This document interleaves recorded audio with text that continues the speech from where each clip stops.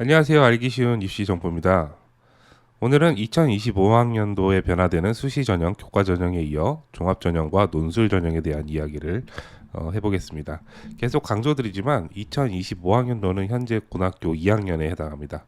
수시 원서 접수를 9월 초에 하기 때문에 1년 앞서 전형을 예고하고 학생이 고등학교 3학년이 되면 매해 6월에 수시 모집 요강을 발표하여 전형을 확정하게 됩니다. 전형 방법을 미리 알고 대비해야지 3학년 때 돼서 내가 지원하고자 하는 대학의 전형 방법이 바뀐 사실을 모르고 있다면 돌이킬 수 없기 때문에 지금 다루고 있는 2025학년도 수시 전형 변경 사항에 대해 고등학교 2학년 학생들과 그 이하 학년 학부모님들은 알람 설정 꼭 해주시고 정보에 귀 기울여 주시기 바랍니다. 가장 먼저 종합전형 전형 방법이 변경된 대학을 살펴보겠습니다. 가톨릭대학교는 2024학년도 현재 고등학교 3학년까지는 종합전형을 두 가지 유형으로 선발합니다. 잠재 능력 우수자 서류 전형과 잠재 능력 우수자 면접 전형입니다. 하지만 2025학년도 현재 고등학교 2학년부터는 이 전형을 하나로 묶어 단일 전형으로 선발하겠다고 발표했습니다. 바로 잠재 능력 우수자 전형으로 서류 100%만 선발합니다. 2023학년도에 바로 잠재 능력 우수자 전형 단일 전형으로 선발했는데 다시 2년 만에 종합 전형을 하나로 묶은 겁니다. 그때와 다른 점은 2단계에서 면접을 반영하는 것이 아닌 서류만 반영하는 점입니다. 두 번째 대학교는 고려대학교로 학생부 종합전형 중 학업 우수형이 2025학년도부터는 면접이 폐지되고 서류 100%로 선발하는 곳으로 변경되었습니다. 고려대학교도 이제는 서류형과 면접형으로 분리를 시켰다는 느낌이 강하게 들게 됩니다. 고려대 종합전형의 다른 전형인 계열적합형의 경우 기존 방식 그대로 단계별로 2단계에서 면접이 있는 것은 변함없습니다. 다음으로 볼 학교는 서울시립대입니다. 서울시립대의 첫 번째 종합전형인 학생부 종합전형 1 전형은 2024학년도와 비교해서 2단계에서 면접 비중이 40%에서 50%로 변경되었습니다. 1단계를 통과한 학생들은 면접의 비중이 늘어났기 때문에 자신의 강점을 더 어필하게 된다면 좋은 결과를 받을 확률이 높아졌습니다.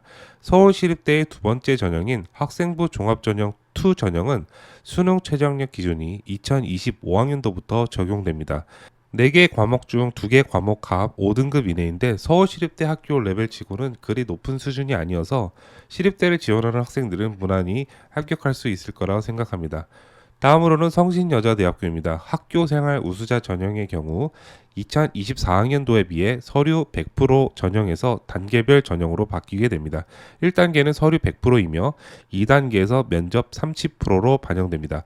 이렇게 바뀌게 된다면 학생부 종합전형의 두 번째 전형인 자기주도 인재 전형과 전형 방법은 동일하게 됩니다.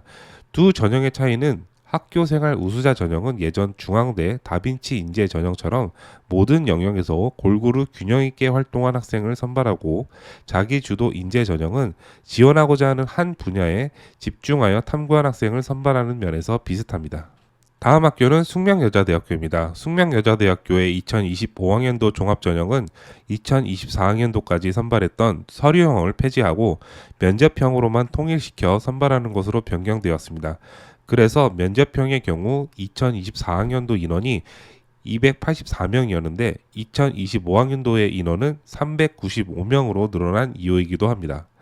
다음은 숭실대학교입니다. 숭실대학교 학생부 종합전형은 대표적으로 단일 전형인 SSU 미래인재 전형인데 바뀐 사항은 2단계에서 면접의 비중이 2024학년도에 비해 2025학년도에 30%에서 50%로 면접의 비중을 늘렸다라는 것입니다.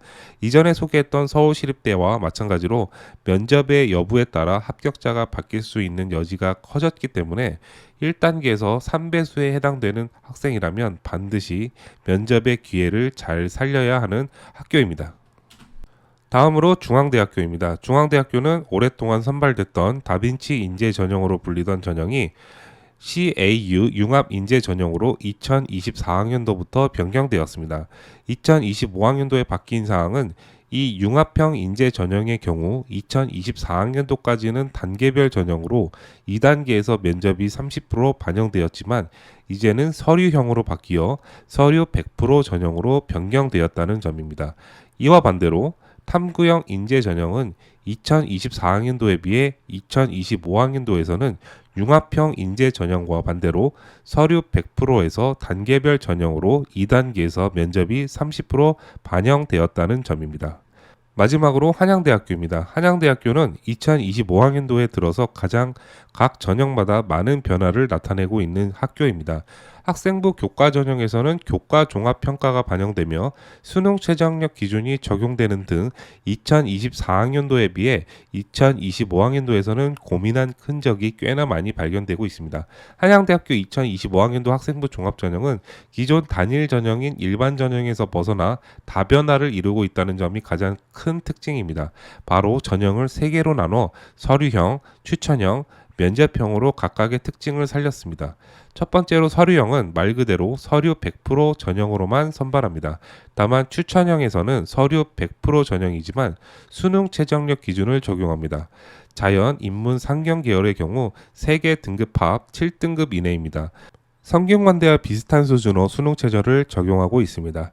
마지막 전형으로 면접형은 단계별 전형으로 2단계에서 면접의 비중이 20%로 적용하고 있습니다.